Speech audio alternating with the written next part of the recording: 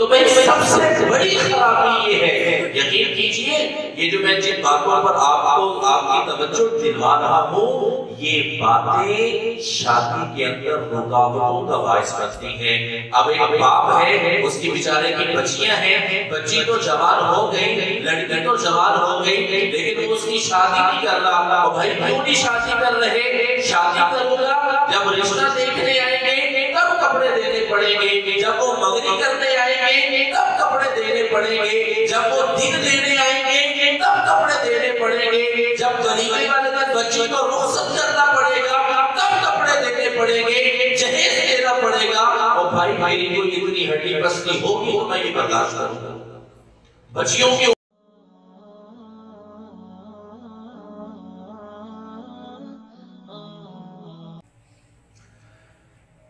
अब निकाह करना है, रिश्ता देख लिया जाता है। हम यकीन मानिए कुरानी तालीमात से बहुत दूर है।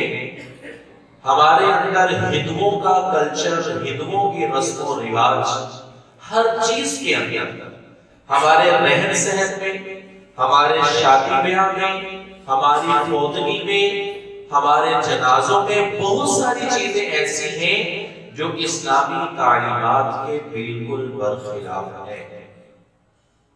लेकिन हमने उनको ऐसा अपने सीने से लगाया हुआ है कि हम उनको छोड़ना गवारा ही नहीं करते। ये काम क्यों कर रहे हो? इस्लाम में तो ये जायज नहीं है। और भाई नहीं करेंगे तो मुआशरे में दाग चढ़ेंगे। मुआशरे की वजह से हम एक काम गैर इस्लामी कर लेते हैं। हालांकि अल्लाह के नबी सल्लल्लाहु अलैहि वसल्लम की हदीस में है, ला ताअता लि मखलूकिन फी मासियतिल खालिक। मखलूक की इताअत करते करते, मखलूक को राजी करते करते, इंसानों को राजी करते करते खुदा की नाफरमानी ना कर बैठे। हम ऐसा करते हैं, हम मखलूक को राजी करने के लिए खुदा को नाराज कर बैठते हैं। लोगों को राजी करने के लिए, लोगों की बातों से बचने के लिए हर वो काम कर गुजरते हैं जो कुरान और सुन्नत के बिल्कुल सही खिलाफ है। इसी तरह हम रिश्ता देखने में, और जब रिश्ता तय हो जाता है, बात फाइनल हो जाती है, उसके बाद भी हमारे बहुत सारे काम ऐसे हैं हमारे मुआशरे में, यकीन मानिए उन कामों की वजह से हमारा दीनी नुकसान भी है, हमारा मुआशरती नुकसान भी है, हमारा खानदानी नुकसान भी है।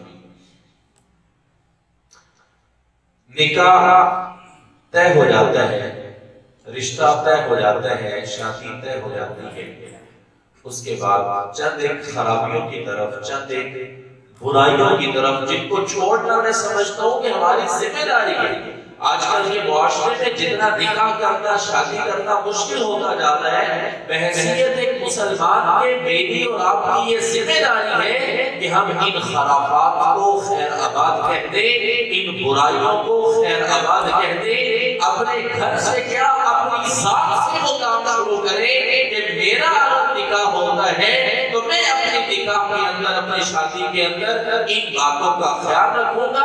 जो काम शरीयत ने इजाजत दी है वो काम मैंने करने हैं, और जो काम शरीयत के खिलाफ है उनको मैंने रोक देना है। कौन से काम?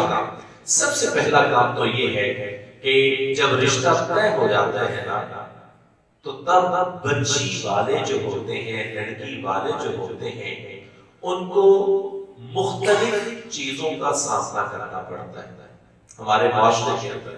और खुदा की कसम, बड़े बड़े अमीर खानदान के लोग भी मैंने देखे हैं कि चंद कपड़ों की खातिर लड़की वालों को जलील कर देते हैं। क्या हमारे माशरे में ये रिवाज नहीं है कि जब लड़के वाले मंगनी करने जाते हैं तो जितने अफराद मंगनी करने के लिए जाएंगे, लड़की वाले हर एक को सूट देंगे, कपड़े देंगे?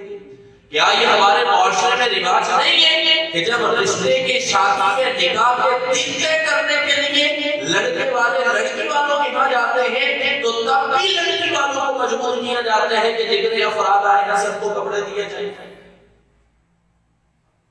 ये किस चीज का ऊपर बोल डाला जा रहा है? क्या इस्लाम ने इस चीज की इजाजत दी है?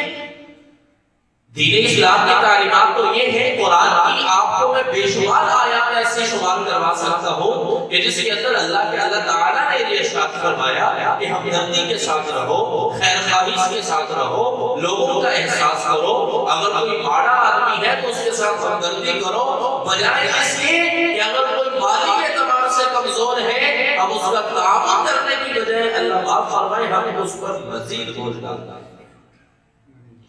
तो भाई सबसे बड़ी खराबी ये है, यकीन कीजिए ये जो मैं जिन बातों पर आपको आपकी तवज्जो दिलवा रहा हूँ, ये बातें शादी के अंदर रुकावटों का बायस बनती हैं।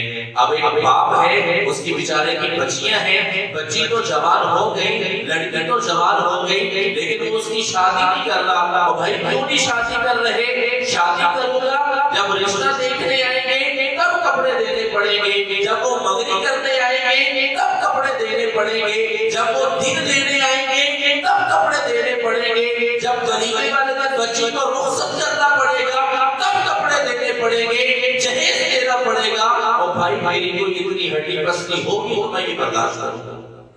बच्चियों की उम्र 30-30 साल, 35-35 साल, 40-40 साल हो रही है और हम अपने आप को मर्द कहते हैं, अपने सीने चौड़े करते हैं, अपनी पूंछों को ताव देते हैं और कहते हैं कि मैं मर्द हूं। ये किस चीज की मर्दानगी है? जब तूने ये डिमांड करनी है कि मुझे दिनों पर भी कपड़े मिलने चाहिए, फला जगह पर भी लड़की वालों से तू कपड़े दे रहा है, फला जगह पर तू डिमांड कर रहा है, ये तेरी किस चीज की मर्दानगी है?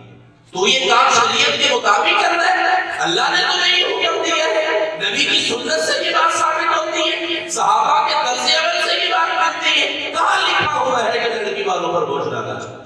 अल्लाह के पाक पैगंबर ने जो हदीस इरशाद फरमाई, अल्लाह के नबी ने फरमाया क़ुर्ब क़यामत लोगों निकाह करना मुश्किल हो जाएगा, ज़िना करना आम हो जाएगा। रब्बे काबा की कसम ये हकीकत अपनी आंखों से देख के आ रहे हैं। निकाह करना हो बेटी के लिए 10 लाख 15 लाख 20 लाख रुपया खर्चा करना पड़ता है, लेकिन जब ज़िना करना होता है बसा औकात तो 1 रुपया भी नहीं लगता और बसा औकात चंद टकों के अंदर आप अपनी ख्वाहिश को पूरा कर सकते हैं। ज़िना करना क्या मुश्किल हो चुका है? तो मेरे भाई निकाह की रुकावट के अंदर कोई और इंसान नहीं है, हम खुद हैं, हम मुसलमान हैं, हम खुद ये रुकावट बने हुए हैं। बच्चियों की शादियां लेट हो रही हैं, बच्चों की शादियां लेट हो रही हैं, माशरे के अंदर बेहयाई फैल रही है, लोग जो है वो ज़िना की तरफ ज्यादा जा रहे हैं, निकाह की तरफ थोड़े आ रहे हैं। तो सबसे पहला जो काम हमने अपने माशरे से खत्म करना है वो ये है कि जब बेटी का रिश्ता तय कर लेते हैं, किसी की बच्ची को पसंद कर लिया जाता है, अपने बेटे के लिए निस्बत तय हो जाती है, तो भाई दिल के अंदर हमदर्दी रखो, उनके बारे में उन पर बोझ न डालो।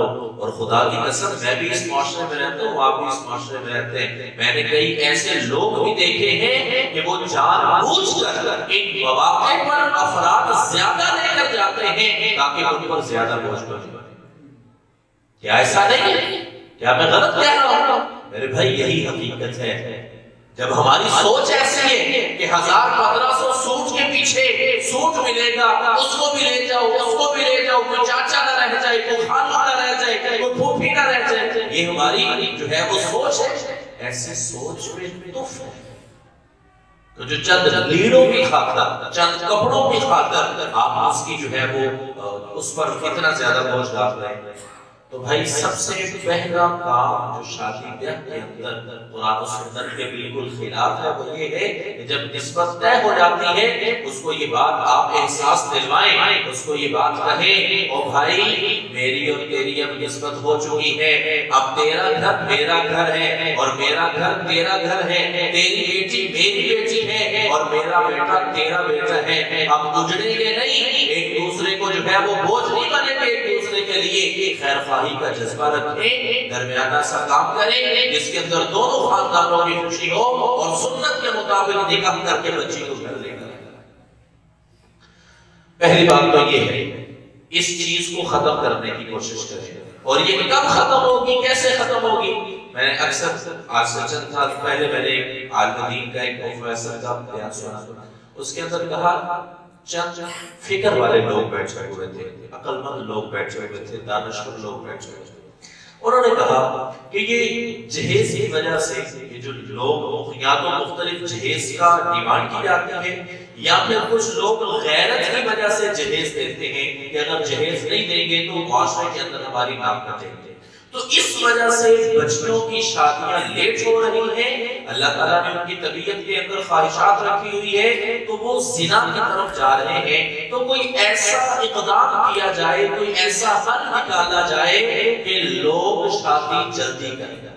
तो एक हल उन्होंने तजवीज़ किया, वो हल मैं आपके सामने भी पेश करता हूँ, अगर आपको अच्छा लगे तो आप जरूर अपनाइए। और उन्होंने कहा सबसे पहले तो हम लोग जो इस बात पर मशवरा कर रहे हैं, जिसके बारे में सोच रहे हैं ना, हम लोग ये फैसला करें। क्या फैसला करें? मेरे फर्ज करो 2 बेटे, मैं जब भी अपने बेटे की शादी करूंगा सबसे पहले बात मैं ये करूंगा कि हम जहेज नहीं लेंगे, हम जहेज नहीं लेंगे। लेकिन ये मुश्किल कौन फैसला करे अपने बारे में? कौन ऐलान करे अपने बारे में कि मैं अपने बेटे का निकाह करता हूं और ये ऐलान करता हूं कि मैं उस बच्ची के वालिदैन से जहेज नहीं लूंगा? कोई भी नहीं। इतने ईमान मजबूत अब नहीं रहे, बड़ी माजरत के साथ, इतने मजबूत ईमान अब नहीं रहे। इसके लिए जिगरा चाहिए, और जिगरा दिल ईमान जिसके पास जितना ज्यादा होगा वो इतने फख्र से ये ऐलान करेगा कि जब मैं अपने बच्चे का निकाह करूंगा तो मैं अपने बच्चे की जो बीवी है उसकी तरफ से जहेज का कोई सामान नहीं लूंगा। मेरे भाई मसला हल हो जाता है, रब्बे काबा की कसम मसला हल हो जाता है। मुझे बताओ, आपके 2 बेटे हो, आपकी 2 बेटियां हो, आपने बेटियों को अगर जो जहेज देना है आप ये ऐलान कर दो कि भाई मैं अपनी बहू का जहेज नहीं लूंगा, जो तुमने बेटियों को जहेज देना है उन्हीं सामान से, उन्हीं पैसों से आप अपने बेटे की जरूरियात जिंदगी पूरी करो, आप उन बहू के लिए वो जरूरियात जिंदगी लेकर आओ। तो मेरे भाई जब जहेज का कल्चर खत्म हो जाएगा, जब तुम्हारी बेटियां किसी और के घर में जाएंगी, जिस तरह तुम किसी की बेटी के लिए खैर खाई का जज्बा रख रहे हो, कोई और भी तुम्हारी बेटी के लिए खैर खाई का जज्बा रखेगा। मसला आसान है, मसला मुश्किल नहीं है, लेकिन बात वही है कि इसके लिए ईमान की ताकत चाहिए, ईमान की तासीर चाहिए, एक हौसला चाहिए, एक जिगरा चाहिए कि जो ऐलान करे कि मैं अपने बेटे की शादी करूंगा और जहेज नहीं करूंगा। मसला तो आसान है, लेकिन खैर फिर वही अर्ज कर रहा हूं कि इसके लिए हिम्मत की जरूरत है, जिगरे की जरूरत है, ईमान के मजबूत होने की जरूरत है।